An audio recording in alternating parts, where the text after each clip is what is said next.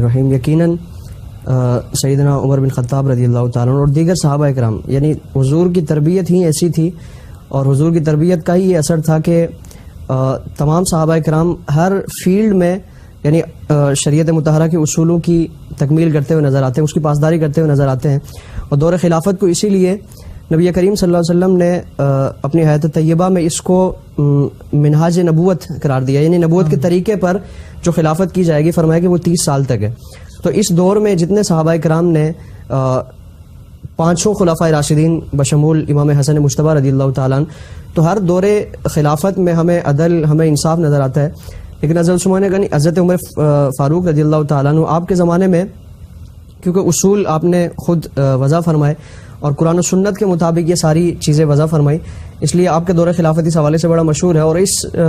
سبب سے کہ کسی کے منصب، کسی کی حیثیت کی تفریق کیے بغیر ان اصولوں میں، ان کے کٹہرے میں ہر شخص کو لایا گیا، بلکہ خود آپ کی ذات کے بارے میں جب اس طرح کے تلخ سوالات کیے گئے، جب ایک مرتبہ مال غنیمت تقسیم ہوا تو ہر صحابی کے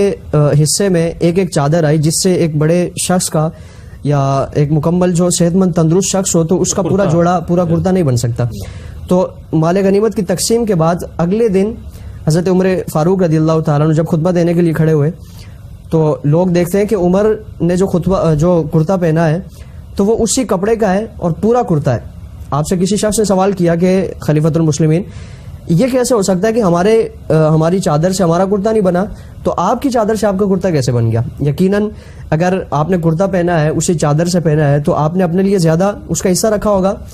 حضرت عمر خطاب رضی اللہ تعالیٰ عنہ یقیناً یہ بڑا تلخ سوال تھا. اور آج کے دور میں ایک معمولی کوئی آفیسر ہو، کوئی کونسلر ہو، کوئی ناظم ہو، تو اس کے بیجا اختیارات کے بارے میں اگر سوالات کیے جائیں تو پھر یقیناً سوالات پوچھنے والا وہ عتاب کا شکار ہو جاتا ہے، وہ عتاب کا شکار ہو جاتا ہے. لیکن خلیفۃ المسلمین ہے اور وہ ایسے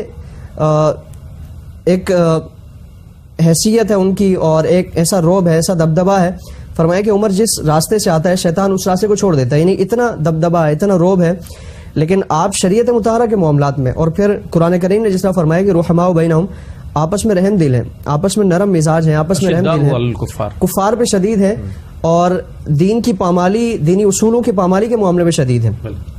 آپ نے فرمایا کہ تم نے جو سوال پوچھا ہے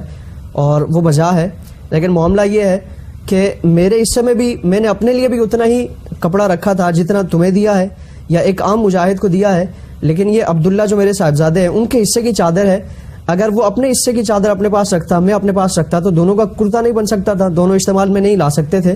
تو انہوں نے مجھے ہبا کر دیا، مجھے ہدیہ پیش کر دیا اور میں نے ان دونوں چادروں کو ملا کر اپنے لیے کرتا سی لیا ہے. یعنی اتنا عدل ہے کہ اپنے معاملات میں اگر کوئی بھی شخص آپ سے آپ کی ذات کے بارے میں اگر پوچھتا ہے تو پھر اس کو یعنی عتاب کا شکار نہیں ہونا پڑتا، بلکہ دینی اصول جو ہیں اور دینی تعلیمات کی روشنی میں اس کا جواب دیا جاتا ہے، اس کے ساتھ انصاف فرمایا جاتا ہے. اور پھر آپ سے یہ سوال کیا گیا، یعنی آپ کی جو عدل کی حکومت تھی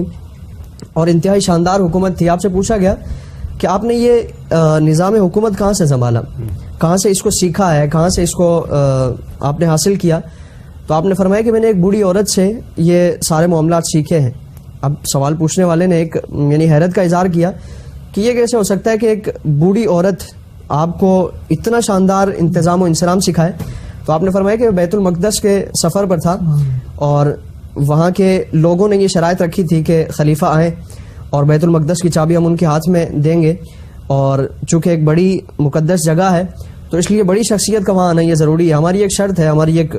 طلب ہے. چنانچہ اسی خواہش کے مطابق حضرت عمر خطاب رضی اللہ تعالیٰ عنہ آپ وہاں تشریف لے جاتے ہیں. تو واپسی پر آپ ملک شام کے راستے سے تشریف لاتے ہیں تو آپ نے ایک بوڑھی عورت کو ایک بیابان میں ایک فرمایا کہ یہ میری سلطنت کا حصہ ہے، میں پوچھوں کہ یہ کون ہے، کس کیفیت میں ہے، کن مشکلات میں ہے اور میرے بارے میں اس کے کیا خیالات ہیں. آپ وہاں تشریف لے گئے تو دیکھا کہ وہاں ایک بوڑھی عورت ہے. آپ نے فرمایا کہ اس کے حال احوال دریافت فرمانے کے بعد فرمایا کہ عمر کو جانتی ہو؟ تو وہ کہنے لگے کہ ہاں وہ خلیفۃ المسلمین ہے، ہمارے خلیفہ ہے. تو اور پھر فرمایا کہ اس کے علاوہ تم اس کے بارے میں کیا جانتی ہو؟ تو عرض کی کہ وہ آج کل سنا ہے کہ بیت المقدس کے دورے پہ ہے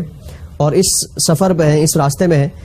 پھر آپ نے سوال کیا کہ اس کے علاوہ تم کیا اس کے بارے میں جانتی ہو؟ تو بوڑھی عورت کہنے لگی کہ مجھے اس کے علاوہ جاننے کی ضرورت ہی نہیں ہے اور میں اس سے زیادہ اس کے بارے میں کچھ نہیں جانتی. تو حضرت عمر خطاب رضی اللہ تعالیٰ عنہ آپ نے فرمایا کہ تمہارا وہ خلیفہ ہے، تمہارا امیر ہے، تو تم اس سے زیادہ اس کے بارے میں کیوں نہیں جانتی؟ تم اس سے زیادہ اس کے بارے میں جاننا چاہیے تمہیں، اس کے حال احوال، اس کے نظام کے بارے میں، اس کے نظم و نسق کے بارے میں. تو بوڑھی عورت کہنے لگی کہ مجھے اس کی ضرورت نہیں ہے. آپ پھر تجسس میں آپ ایک انتہائی عجیب و غریب کیفیت کا شکار ہو گیا. آپ نے فرمایا کہ تمہیں کیوں ضرورت نہیں ہے، تمہیں آج تک کیوں ضرورت محسوس نہیں ہوئی؟ تو بوڑھی عورت کہنے لگی کہ کیا عمر نے آج تک ضرورت محسوس کی ہے کہ وہ میرے حالات سے باخبر رہے، میرے حالات کی آگاہی حاصل کرے؟ اگر اس کو میری مجبوریوں کی اور میرے ان کٹھن معاملات کی وہ آشنائی نہیں ہے اور وہ باخبر نہیں ہے، تو مجھے بھی اس کی کوئی پرواہ نہیں ہے. اب حضرت عمر فاروق رضی اللہ، اور پھر بوڑھی عورت سے پھر سوال کیا کہ اے بوڑھی عورت، اگر عمر کا جو حدود ہے اور اس کی سلطنت کی جو حدود دائرہ کار ہے وہ بڑی وسیع ہے، تو وہ کیسے یہ کر سکتا ہے کہ ہر شخص کے بارے میں جا کر اس کے حال احوال پتہ کرے، اس کے بارے میں آشنائی رکھے اور باخبر رہے؟ تو بوڑھی عورت کہنے لگی کہ اگر وہ یہ نہیں کر سکتا تو پھر اس کو کس نے جبر کیا ہے، کس نے اس کو پابند کیا ہے کہ وہ اس منصب سے چمٹا رہے، اس منصب پر بیٹھا رہے؟ وہ منصب اگر ہمارے حالات سے باخبر نہیں رہ سکتا تو اس منصب کو چھوڑ دے، تاکہ اس کے بدلے میں کوئی ایسا شخص آ جائے جو ہمارے حالات سے آگے ہی رکھنے والا ہو. چنانچہ حضرت عمر فاروق رضی اللہ تعالیٰ اس کے بعد اپنا معمول بنا لیا کہ بیس بدل بدل کر مختلف شہروں میں جاتے، مختلف علاقوں میں جاتے اور ہر شخص کے حالات سے باخبر ہوتے، ہر شخص سے آگاہی حاصل کرتے. اس وجہ سے یعنی ایک عام انسان کے کیا معاملات ہیں، کیا مسائل ہیں، کیا مشکلات ہیں، اس سے آپ آگاہی حاصل کرتے، اس کے مطابق آپ